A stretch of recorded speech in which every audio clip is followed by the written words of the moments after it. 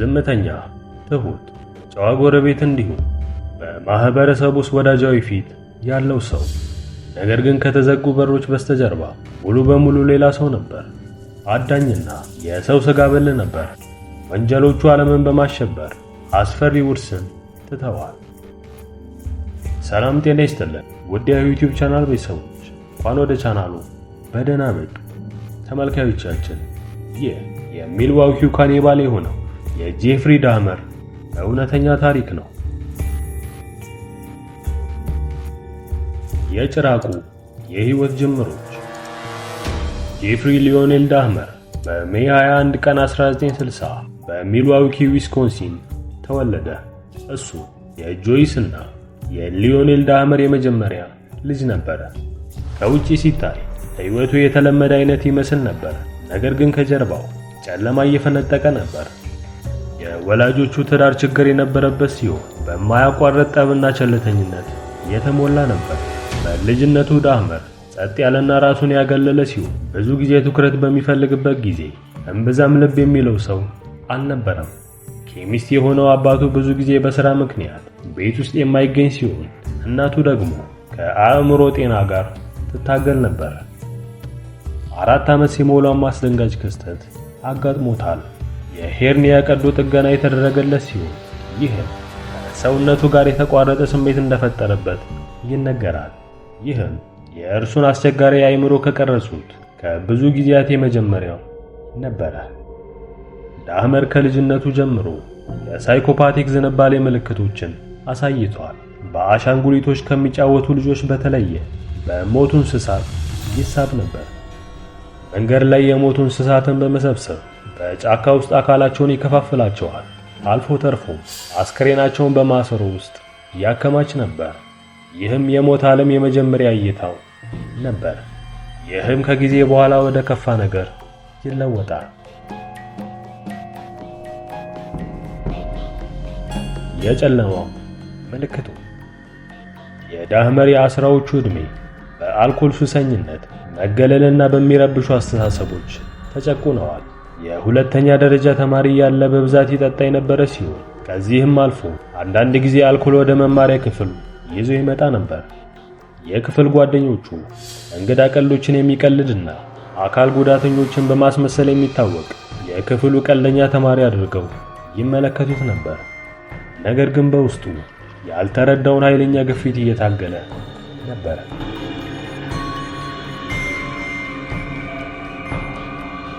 በ16 ዓመቱ ስለ ወንድ አካላት ማሰላሰል ጀመረ። ነገር ግን በአስራዎቹ ዕድሜ ውስጥ ከሚገኙ ወጣቶች የማወቅ ጉጉት በተቃራኒ ዳህመር በግንኙነት ላይ ምናባዊ ሐሳብን ብቻ አላዳበረም፣ ይልቁንም ስለ ቁጥጥር ጭምር እንጂ።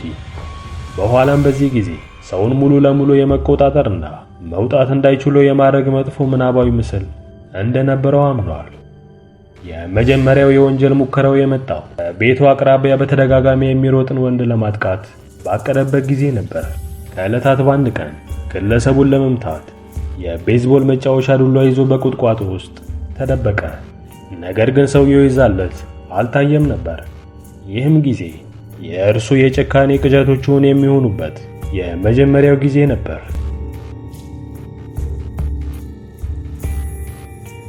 የመጀመሪያ ግድያው በ1978 በ18 ዓመቱ ዳህመር የመጀመሪያ ግድያውን ፈጸመ።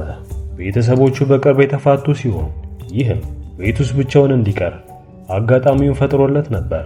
በዚህም ወቅት የመጀመሪያ ሰለባው የሆነው የ19 ዓመቱ ስቲቨን ሂክስ ጋር ተገናኘ። ዳህመር ተግባቢ መስሎ ሂክስን ቢራ እንዲጠጡና ሙዚቃ እንዲሰሙ ወደ ቤቱ ጋበዘው። ነገር ግን ሂክስን ለመሄድ ሲነሳ ዳህመር ደነገጠ። የመተውን ሐሳብ መቋቋም አልቻለም ነበር።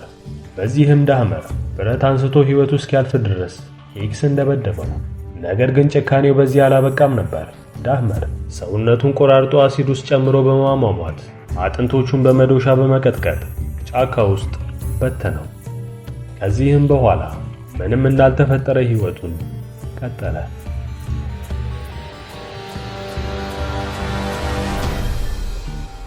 የጸጥታ 10 ዓመታት።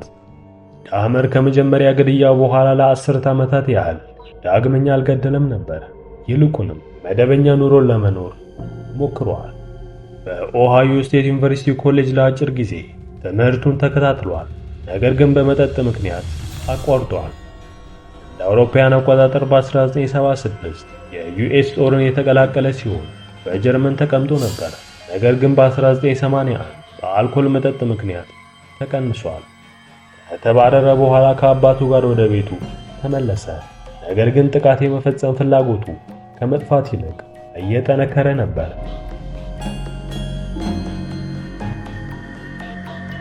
የሚልዋኪው ጭራቅ ከእንቅልፉ መንቃት።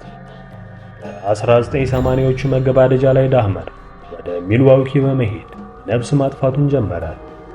ከ1987 እስከ 1991 ወጣት ወንዶችንና ታዳጊዎችን የተለያየ ምክንያት በመፍጠር ወደ መኖሪያ ቤቱ አስገባቸው። ከገቡም በኋላ ጣፍንታቸው በመድኃኒት መመረዝ፣ ታንቀው መገደልና አካላቸው መቆራረጥ ነበር።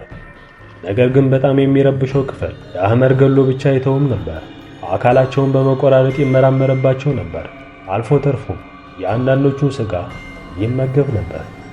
የራስ ቅሎችን፣ ልብና ብልቶችን ጨምሮ የተለያዩ የሰውነት ክፍሎችን እንደ ዋንጫ አስቀምጧል። የተጎጂዎቹን አስክሬን ከማስወገዱ በፊት ለቀናት በማቆየት በኒክሮፊሊያ ውስጥ ተሰማርቷል። የተጎጂዎቹን አእምሮ በአሲድ በመውቃት ዞምቢ ባሪያዎችን ለመፍጠር ሞክሯል። ይህንንም ያደረገው ተጎጂዎቹን በሕይወት ለማቆየት ተስፋ በማድረግና ሙሉ በሙሉ በእርሱ ቁጥጥር ስር እንዲሆኑ ለማድረግ ነበር። አፓርትመንቱ አስፈሪ ነበር። ነገር ግን አሁንም ለዓመታት ማንም ሰው ምንም ነገር አልጠረጠረም ነበር።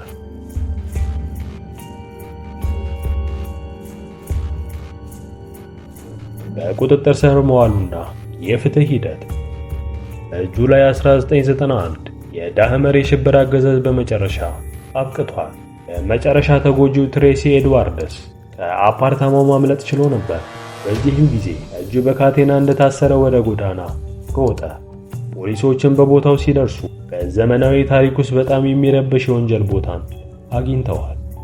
በዳህመር አፓርትመንት ውስጥ ከተገኙት መካከል የራስ ቅሎችና አጥንቶች፣ የተቆራረጡ ተጎጂዎች የፖላሮይድ ስዕሎች፣ በማቀዝቀዣ ውስጥ የተቆረጠ ጭንቅላትና ልብ ተገኝተዋል። ዳህመር 17 ግድያዎችን መፈጸሙን አምኗል።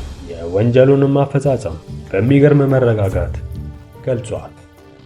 በ1992 የ957 ዓመት እስራት ተፈርዶበታል። ነገር ግን የፍርድ እስራቱን አላጠናቀቀም ነበር። አስከፊ መጨረሻው እንደ አውሮፓውያን አቆጣጠር በኖቬምበር 28 ቀን 1994 ጄፍሪ ዳህመር አብሮት በታሰረው በክሪስቶፈር ስካርበር እስር ቤት ውስጥ ተደብድቦ ተገደለ። አንዳንዶች ፍትህ እንደተገኘ ያመኑ ነበሩ። ጭራቆ በስተመጨረሻም የጥቃት ፍጻሜን አገኘ። ነገር ግን ወንጀሎቹ በታሪክ ላይ ዘላለማዊ ጠባሳን ጥለዋል። ዳህመር በዓለም ላይ እስካሁን ድረስ ከታዩት በጣም ዝነኛ ሲሪያል ኪለሮች፣ ኔክሮፊል እና ሰው በላዎች አንዱ ነው።